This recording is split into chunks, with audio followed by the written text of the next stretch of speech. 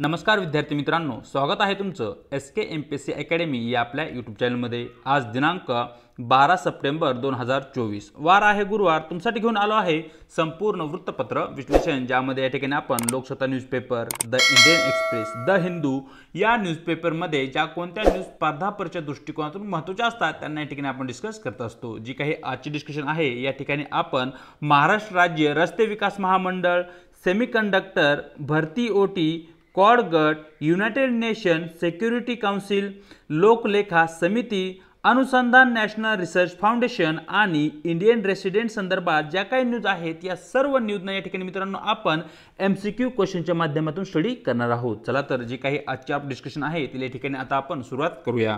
मित्रांनो, या ठिकाणी आजचा जो काही आपला पहिला प्रश्न आहे तो आहे महाराष्ट्र राज्य रस्ते विकास महामंडळा संदर्भात। सर्वप्रथम त्याशी संबंधित जी काही न्यूज आहे ती न्यूज पाहूया। रस्ते विकासावरून रस्सी खेच अशा प्रकारची न्यूज लोकसत्ता पेज क्रमांक 1 वरती तुम्हाला दिसून जाईल। तर मित्रांनो, या ठिकाणी जे काही महाराष्ट्र राज्य रस्ते विकास महामंडळ आहे या महाराष्ट्र राज्य रस्ते विकास महामंडळाच्या जोडीला आता राज्य सरकारच्याच मालकीचे राज्य पायाभूत सुविधा महामंडळ या ठिकाणी कार्य करताना दिसत आहे। आणि या दोन संस्थांमध्ये या ठिकाणी आता जे काही प्रकल्प आहेत ते प्रकल्प मिळवण्यासाठी एक प्रकारची चढाओढ किंवा स्पर्धा निर्माण झाली आहे अशी एकूण त्या ठिकाणी न्यूज या ठिकाणी आपल्याला दिसत आहे। तर या ठिकाणी मित्रांनो, महाराष्ट्र राज्य रस्ते विकास महामंडळावर आधारित जे काही आपले प्रश्न आहेत ते प्रश्न पाहूया। महाराष्ट्र राज्य रस्ते विकास महामंडळाची स्थापना कधी झाली अशा प्रकारचा मित्रांनो या ठिकाणी आपला आवडता MPSCचा प्रश्न आहे। तर मित्रांनो, या ठिकाणी तुम्हाला माहिती असलं पाहिजे की जे काही महाराष्ट्र राज्य रस्ते विकास महामंडळ आहे या महामंडळाची स्थापना 1996 साली करण्यात आली होती। आणि या ठिकाणी जे काही राज्यामधील महत्त्वपूर्ण रस्ते आहेत, एक्सप्रेसवेज आहेत, त्यांची निर्मिती करणं आणि त्याची देखभाल करणं हे मुख्य कार्य या ठिकाणी महाराष्ट्र राज्य रस्ते विकास महामंडळाचं असलेलं आपल्याला दिसतं। प्रश्न क्रमांक 1 योग्य उत्तर राहील पर्याय बी। पाहूया प्रश्न क्रमांक 2। खालीलपैकी कोणता प्रकल्प MSRDC ने म्हणजेच महाराष्ट्र राज्य रस्ते विकास महामंडळाने विकसित केलेला महत्त्वाचा प्रकल्प आहे? तर मित्रांनो, या ठिकाणी आपल्या देशामधील आणि महाराष्ट्रामधील एक महत्त्वपूर्ण प्रकल्प तो म्हणजे वांद्रे वरळी सी लिंक हा जो प्रकल्प आहे या प्रकल्पाची पूर्ण निर्मिती किंवा जे काही कार्य आहे त्या ठिकाणी महाराष्ट्र राज्य रस्ते विकास महामंडळाकडून करण्यात आलेलं आहे। प्रश्न क्रमांक 2 योग्य उत्तर राहील पर्याय ए। तर मित्रांनो, या ठिकाणी जे काही महाराष्ट्र राज्य रस्ते विकास महामंडळ आहे यांच्याकडून जो काही मुंबई आणि पुणे हा जो एक्सप्रेसवे आहे किंवा द्रुतगती महामार्ग आहे याही महामार्गाची निर्मिती या ठिकाणी मित्रांनो MSRDC कडून करण्यात आली आहे। हे तुम्हाला या ठिकाणी माहिती असणं आवश्यक आहे। या ठिकाणी जी काही MSRDC आहे याची पूर्ण मालकी महाराष्ट्र गव्हर्नमेंटकडे आहे। हा पॉइंट या ठिकाणी तुम्हाला नोट डाऊन करून घ्यायचा आहे। त्याचबरोबर मित्रांनो, या ठिकाणी MSRDC नेमकं कार्य काय करते तर या ठिकाणी आपल्या राज्यामधील जे काही महत्त्वाचे रस्ते आहेत किंवा रोड्स आहेत त्यांचं कन्स्ट्रक्शन म्हणजे त्यांचं बांधकाम करण्याचं कार्य करते आणि त्याचबरोबर त्यांचं व्यवस्थापन किंवा त्यांचं जे काही मेंटेनन्स आहे ते मेंटेनन्स कार्याचं कार्य मित्रांनो या ठिकाणी MSRDC Maharashtra state road development corporation कडून केलं जातं। हे तुम्हाला या ठिकाणी नोट डाऊन करून घ्यायचे आहे। हे ठराविक महत्त्वाचे पॉईंट या ठिकाणी तुम्हाला माहिती असणं आवश्यक आहे। पाहूया पुढचा प्रश्न जो की मित्रांनो या ठिकाणी सेमीकंडक्टर संदर्भात आहे। सर्वप्रथम या ठिकाणी जी काही न्यूज आहे ती न्यूज पाहूया।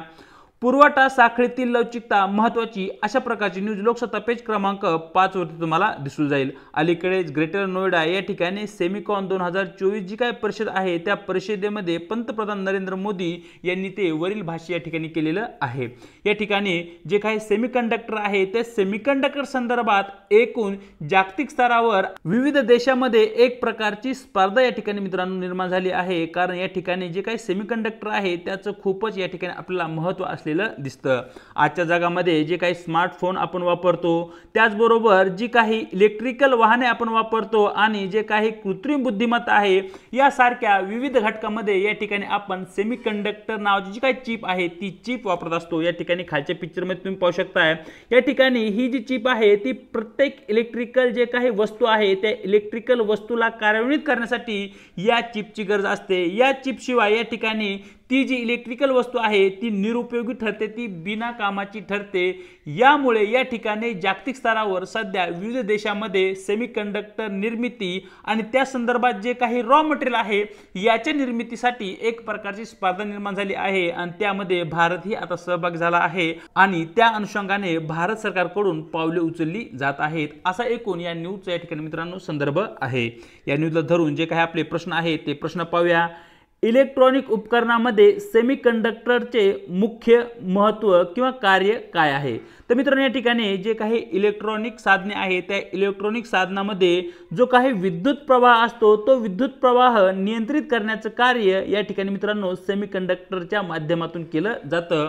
प्रश्न क्रमांक 3 योग्य उत्तर राहील पर्याय डी। पाहूया प्रश्न क्रमांक 4, सेमीकंडक्टरच्या उत्पादनात कोणता घटक सर्वात जास्त वापरला जातो किंवा सर्वात महत्त्वपूर्ण घटक कोणता, अशा प्रकारचा तो या ठिकाणी आपला प्रश्न आहे। तर मित्रांनो या ठिकाणी जी काही सेमीकंडक्टर चिप आहे याच्या निर्मितीमध्ये सर्वाधिक महत्त्वाचा किंवा सर्वाधिक वापरला जाणारा जो काही घटक आहे तो आहे सिलिकॉन। सिलिकॉन पासून या ठिकाणी या चिपची निर्मिती केली जाते। प्रश्न क्रमांक 4 योग्य उत्तर राहील पर्याय सी। तर मित्रांनो या ठिकाणी जे काही सेमीकंडक्टर आहे त्याविषयी आणखी काही महत्त्वाचे पॉइंट तुम्हाला माहिती असणं आवश्यक आहे। जागतिक स्तरावर सर्वाधिक सेमीकंडक्टरचं उत्पादन कोणत्या देशाकडून केलं जातं असा जर तुम्हाला प्रश्न आला तर तुम्हाला त्याचं उत्तर माहिती असलं पाहिजे की तैवान हा देश जागतिक स्तरावर सर्वाधिक जास्त सेमीकंडक्टर चिपची निर्मिती करतो आणि जागतिक स्तरावर त्यांची निर्यात ही करताना या ठिकाणी दिसतो। त्यानंतर नंबर 2 ला मित्रांनो या ठिकाणी आपण साऊथ कोरिया पाहू शकताय, नंबर 3 आपल्याकडे आहे चीन, नंबर 4 या ठिकाणी अमेरिका, असा या देशांचा या ठिकाणी क्रम लागतो। भारतामध्येही अलीकडील काळामध्ये सेमीकंडक्टर चिप आणि त्याच्या निर्मिती संदर्भात सरकारकडून विविध सुविधा आणि सेवा या ठिकाणी पुरवल्या जात आहेत। अशा प्रकारे जे काही सेमीकंडक्टर आहे त्या संदर्भात न्यूज आणि प्रश्न या ठिकाणी पाहितले। पाहूया आजचा आपला पुढचा प्रश्न जो की मित्रांनो या ठिकाणी भरती ओटी संदर्भात आहे। सरळ जो काही प्रश्न आहे तो प्रश्न पाहूया। खालील विधाने विचारात घ्या ज्यामध्ये विधान क्रमांक 1, समुद्रातील उबदार पाण्याचा प्रवाह हा उच्च भरतीस कारणीभूत ठरणारा मुख्य घटक आहे। विधान 2, भरती ओटी अनेकदा खनिजांनी समृद्ध असलेली वाळू वाहून आणते। वरीलपैकी कोणते विधान बरोबर आहे अशा प्रकारचा मित्रांनो या ठिकाणी आपला प्रश्न आहे। सर्वप्रथम मित्रांनो या ठिकाणी भरती ओठी म्हणजे काय याविषयी तुम्हाला माहिती असणं आवश्यक आहे। जो काही समुद्र असतो समुद्राच्या पाण्याची जी काही लेवल आहे त्यामध्ये वाढ होणे याला या ठिकाणी आपण भरती म्हणतो आणि समुद्राच्या पाण्याच्या पातळीमध्ये घट होणे याला या ठिकाणी आपण ओटी म्हणतो। या ठिकाणी पुढचा आपला प्रश्न आहे की समुद्राच्या पाण्याची भरती आणि ओटी का होते हा पुढचा प्रश्न आहे। तर मित्रांनो या ठिकाणी तुम्ही साइडला पिक्चर पाहू शकताय, त्या ठिकाणी सन सूर्य पाहू शकताय, त्याचबरोबर या ठिकाणी हा जो काही व्हाईट बिंदू आहे तो आहे मून, ज्याला की या ठिकाणी आपण चंद्र म्हणतो आणि या ठिकाणी तुम्ही आपली अर्थ पाहू शकताय। या ठिकाणी हा जो ब्लज आला आहे तो पाण्याचा आला आहे, हा जो एकूण फुगवटा आहे तो पाण्याचा आहे। या ठिकाणी जेव्हा सूर्याची चंद्राची जी काही ग्रॅव्हिटेशनल फोर्स आहे ती पृथ्वीवरील पाण्याला स्वतःच्या दिशेने खेचते तेव्हा त्या ठिकाणी भरती निर्माण होते आणि पृथ्वीच्या 90 डिग्रीचा जो काही भाग आहे या ठिकाणी ओटी होताना आपल्याला दिसते। आणि सर्वात महत्त्वपूर्ण चंद्र किंवा सूर्य या दोनांपैकी जास्तीत जास्त ग्रॅव्हिटेशनल पुल पृथ्वीवरील समुद्राच्या पाण्यावर असा जर तुम्हाला प्रश्न आला तर याचं उत्तर असेल मून, म्हणजे जो काही चंद्र आहे चंद्राची जी काही ग्रॅव्हिटेशनल पुल आहे किंवा गुरुत्वाकर्षण शक्ती आहे ती सर्वात जास्त या ठिकाणी भरती आणि ओटीस कारणीभूत ठरते, कारण चंद्र हा पृथ्वीचा सर्वात जवळ असणारा एक उपग्रह आहे आणि त्यामुळे या ठिकाणी जी काही चंद्राची गुरुत्वाकर्षण शक्ती आहे ती जास्त या ठिकाणी कार्य करताना आपल्याला दिसते। या ठिकाणी तुम्ही पाहू शकताय की या ठिकाणी सनची जी काही पोझिशन आहे ती पश्चिमेला आहे, चंद्राची पोझिशन उत्तरेला आहे, परंतु या ठिकाणी पृथ्वीवर आलेली जी काही भरती आहे ती या ठिकाणी उत्तर आणि दक्षिण या दोन भागांना आहे आणि पश्चिम आणि पूर्वेचा जो काही भाग आहे त्या ठिकाणी आपल्याला ओहोटी आलेली दिसते। पुन्हा एकदा सांगतो, भरती ओटी म्हणजे जी काही सागराची पाण्याची पातळी आहे, सागराच्या पाण्याच्या पातळीमध्ये जेव्हा वाढ होते त्याला या ठिकाणी आपण भरती आली असे म्हणतो आणि जेव्हा सागराच्या पाण्याची जी काही पातळी आहे त्यामध्ये घट होते तेव्हा या ठिकाणी आपण सागरास ओहोटी आली आहे असं म्हणतो। आणि या ठिकाणी भरती ओटी सर्वात महत्त्वपूर्ण जो काही घटक आहे तो आहे चंद्राची ग्रॅव्हिटेशनल पुल शक्ती किंवा चंद्राचं जे काही गुरुत्वाकर्षण शक्ती आहे ती या ठिकाणी मुख्य कारण दिसतं भरती आणि ओटी येण्यामागील. म्हणजे या ठिकाणी विधान क्रमांक 1 आपलं चुकीचं ठरतं. जेव्हा केव्हा भरती ओटी येते तेव्हा मित्रांनो समुद्राच्या किनाऱ्यावरती खनिजांनी समृद्ध असलेली वाळू जमा होताना या ठिकाणी आपल्याला दिसते. जेव्हा भरती आलेली असते त्याच वेळी जर त्या ठिकाणी लाटांची निर्मिती झालेली असेल आणि त्याच वेळी जे काही सागरी प्रवाह आहे त्या सागरी प्रवाहाची निर्मिती झाली असेल तर अशा परिस्थितीमध्ये जो काही समुद्र किनारा आहे त्या ठिकाणी आपल्याला खनिजांनी समृद्ध असलेली वाळू जमा होताना दिसते. म्हणजे या ठिकाणी जे काही विधान क्रमांक 2 आहे ते या ठिकाणी आपलं अगदी बरोबर आहे. प्रश्न क्रमांक 5 योग्य उत्तर राहील पर्याय बी. पाहूया पुढचा प्रश्न जो की मित्रांनो या ठिकाणी क्वाड गटा संदर्भात आहे, क्वाड या ग्रुप संदर्भात आहे. सरळ जो काही प्रश्न आहे तो प्रश्न पाहूया. चतुर्भुज सुरक्षा संवाद ज्याला की इन शॉर्ट मध्ये आपण क्वाड म्हणतो च्या संदर्भात खालील विधाने विचारात घ्या. ज्यामध्ये विधान क्रमांक 1 क्वाडचे कायमस्वरूपी सचिवालय किंवा मुख्यालय नाही. विधान 2 क्वाड औपचारिक संघटनेऐवजी एक अनौपचारिक धोरणात्मक मंच म्हणून कार्य करते. विधान 3 क्वाड प्लसची संकल्पना अधिक देशांना समाविष्ट करण्यासाठी क्वाडच्या सदस्यांचा विचार करणे ही आहे. वरीलपैकी किती विधानं बरोबर आहेत अशा प्रकारचा मित्रांनो या ठिकाणी आपला प्रश्न आहे. तर सर्वप्रथम या ठिकाणी मित्रांनो जो काही क्वाड गट आहे या क्वाड गटाविषयी आपल्याला माहिती असणं आवश्यक आहे. क्वाड गटाची स्थापना मित्रांनो 2007 साली करण्यात आली होती आणि या ठिकाणी जे काही क्वाड गटामध्ये सदस्य आहेत एकूण 4 देश या ठिकाणी सदस्य आहेत. ज्यामध्ये भारत हा आपला देशी त्या ठिकाणी या क्वाड गटाचा सदस्य आहेत. नंबर 2 ला या ठिकाणी तुम्ही अमेरिका पाहू शकताय. नंबर 3 ला या ठिकाणी मित्रांनो जपान हा देश आहे आणि नंबर 4 ला या ठिकाणी मित्रांनो ऑस्ट्रेलिया. अशा प्रकारे हे 4 देश क्वाड या गटाचे सदस्य देश आहेत. क्वाड गट स्थापन झाला याचं मुख्य कारण म्हणजे जो काही चीन आहे चीनला या ठिकाणी बॅलन्स करण्यासाठी मुख्य करून जे काही क्वाड गट आहे ते क्वाड गट मित्रांनो या ठिकाणी स्थापन करण्यात आला आहे. हे तुम्हाला या ठिकाणी माहिती असणं आवश्यक आहे. आणि क्वाड गटाचं कायमस्वरूपी सचिवालय किंवा जे काही मुख्यालय आहे ते या ठिकाणी कोठेही नाहीये.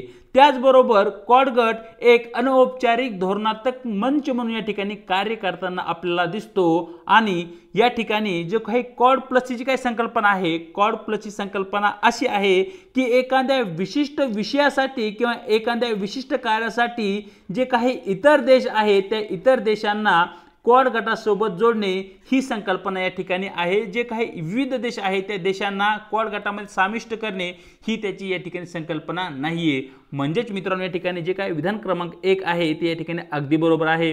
विधान 2 अगदी बरोबर राहील परंतु विधान क्रमांक 3 आपलं चुकीचं असल्या कारणाने आपलं योग्य उत्तर राहील वरील 3 विधानापैकी केवळ आपली 2च विधानं बरोबर आहेत. म्हणजेच या ठिकाणी पर्याय बी हे या ठिकाणी आपलं योग्य उत्तर राहील. पाहूया पुढचा प्रश्न जो की मित्रांनो या ठिकाणी युनायटेड नेशन सुरक्षा परिषदे संदर्भात आहे. सरळ जो काही प्रश्न आहे तो प्रश्न पाहूया. युनायटेड नेशन सुरक्षा परिषद सुधारणाबद्दल खालीलपैकी कोणते विधान चुकीचे आहे अशा प्रकारचा मित्रांनो या ठिकाणी आपला प्रश्न आहे. या ठिकाणी आपल्याला एकूण 4 विधान देण्यात आले आहेत. त्यापैकी 3 विधानं अगदी बरोबर आहेत आणि या ठिकाणी चुकीचं विधान कोणतं ते या ठिकाणी आपल्याला या प्रश्नामध्ये विचारण्यात आलेलं आहे. सर्वप्रथम जे काही उत्तर आहे ते उत्तर पाहण्याच्या अगोदर या ठिकाणी आपल्याला युनायटेड नेशन सिक्युरिटी काउन्सिल विषयी माहिती असणं आवश्यक आहे. जे काही युनायटेड नेशन सिक्युरिटी काउन्सिल आहे याची स्थापना मित्रांनो 24 ऑक्टोबर 1945 साली झाली होती. हे तुम्हाला या ठिकाणी माहिती असणं आवश्यक आहे. त्याचबरोबर युनायटेड नेशन सिक्युरिटी काउन्सिलवर 5 देश हे परमनंट मेंबर आहेत. ते 5 देश मित्रांनो या ठिकाणी पुढील प्रमाणे. पहिला देश आहे चीन. दुसरा देश या ठिकाणी तुम्ही फ्रान्स पाहू शकताय. नंबर 3 वर मित्रांनो या ठिकाणी रशिया आहे. नंबर 4 या ठिकाणी USA अमेरिका आणि नंबर 5 मित्रांनो या ठिकाणी ग्रेट ब्रिटन हा देश असलेला आपल्याला दिसतो. हे जे 5 देश आहेत या ठिकाणी युनायटेड नेशन सिक्युरिटी काउन्सिलचे स्थायी सदस्य आहेत म्हणजे ते परमनंट आहेत. 5 + 10 इतर जे काही 10 सदस्य आहेत त्यांची निवड प्रत्येकी 2 वर्षांनी रोटेशनल बेसिसवर होते. म्हणजे एकूण या ठिकाणी युनायटेड नेशन सिक्युरिटी काउन्सिलचे 15 सदस्य देश असलेले आपल्याला दिसतात. आणि जी काही जनरल असेंब्ली आहे त्या जनरल असेंब्लीमध्ये विविध आंतरराष्ट्रीय निर्णय या जनरल असेंब्लीमध्ये घेतले जातात. ज्यामध्ये या 15 सदस्यांचं महत्त्वपूर्ण योगदान असलेलं दिसतं। युनायटेड नेशन सिक्युरिटी काउन्सिलचं जे काही हेडक्वार्टर आहे ते हेडक्वार्टर न्यूयॉर्क या अमेरिकेच्या शहरामध्ये आहे, हेही तुम्हाला या ठिकाणी नोट करून घ्यायचं आहे। आणि अलीकडील काळामध्ये भारत असेल, ब्राझील असेल, जर्मनी असेल या देशाकडून जे काही युनायटेड नेशन सिक्युरिटी काउन्सिल आहे या युनायटेड नेशन सिक्युरिटी काउन्सिलमध्ये स्थायी सदस्यत्व मिळावं अशी मागणी या ठिकाणी करण्यात येत आहे।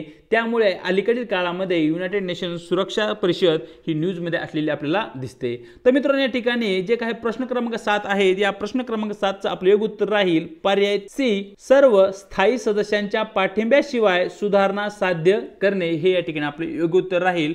पाहूया प्रश्न क्रमांक 8 जो की मित्रांनो या ठिकाणी लोकलेखा समिती संदर्भात आहे। सरळ जो काय आपला प्रश्न आहे तो प्रश्न पाहूया। लोकलेखा समितीच्या संदर्भात खालीलपैकी किती विधानं बरोबर आहेत, अशा प्रकारचा मित्रांनो या ठिकाणी आपला प्रश्न आहे। त्या ठिकाणी जी विधानं आहेत ती विधानं पाहूया।